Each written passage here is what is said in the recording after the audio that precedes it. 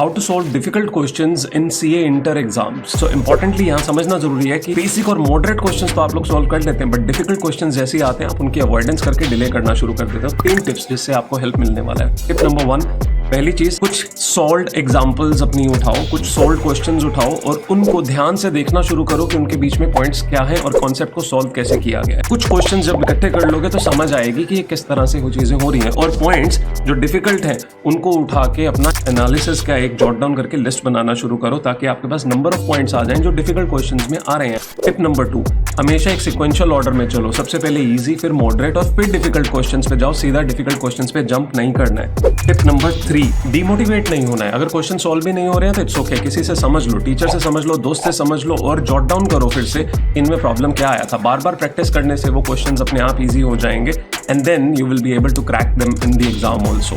तब confidence level बहुत ऊपर चला जाएगा, तो एग्जाम में अगर कहीं और भी इंटरमिक्सिंग हो गई तो मुश्किल नहीं आने वाली।